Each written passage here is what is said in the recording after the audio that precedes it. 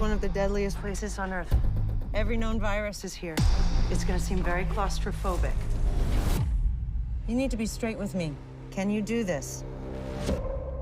Jax, something I need you to take a look at. What are we testing for? Ebola, Zaire.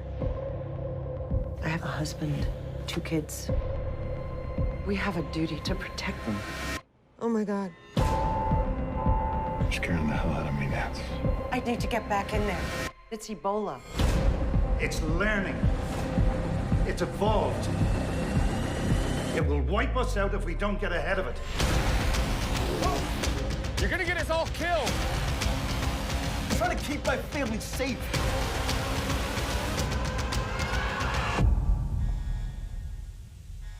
Let me ask you, Kelly, just how this project came about in the first place, dealing with the Ebola crisis with you and your co-writer.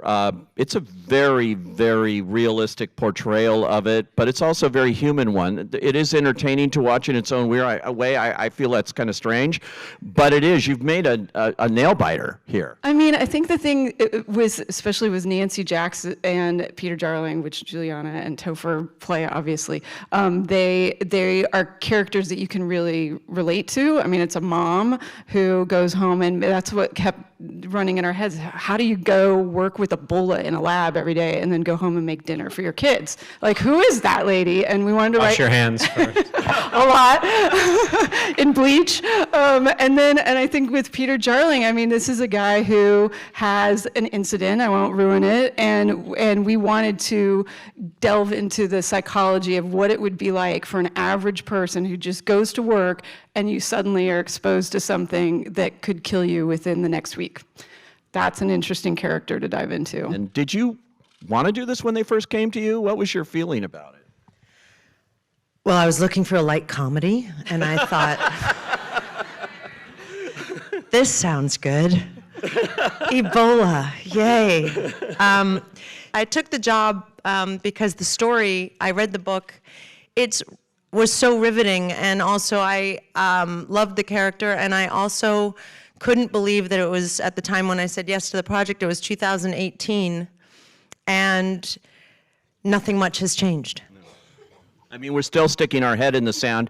I think even more now, because we're living in a time of denial by many of our government leaders and people around the world that are denying what's going on in so many ways that create crises like these. Yeah, I mean, this is also, I think, what's so telling about this story is it's a global issue, but because Africa is so far away from America, we don't think of it as ours. And there's a great line in it, actually, that Topher says at the end when we're trying to plead our case that we need more support. The CDC needs more money so that they can support our research. We need to find a vaccine.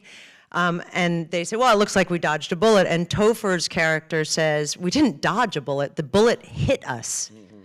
And then my character goes on to say, and this is a testament to Kelly and Brian, which is, it's not a matter of if it comes here to US soil, it's a matter of when, because it's already been on US soil. Yeah. So I think what's so remarkable about this journey that we've been on, and hopefully shining a light by airing it, is that it'll shine a spotlight on something that we need action on now. Yeah. Topher, talk about it from your point of view and playing him, the scientist, and there are certain plot points we won't get into, but you know, what was this like for you? Well, first of all, if you think Juliana was scared to say medical dialogue, imagine being hired to be next to Juliana to say medical. I was sweating just like trying to memorize everything. It was it was really daunting. I mean, I love the work that you've done, and I tried to kind of keep up. And then in doing it, you know, the research was first reading the book, then reading this fantastic script, and then you know, this isn't fiction, so it's like a monster story. It's a horror movie, really. And not only is the monster invisible, which is so scary, but it's real. It's not fictional.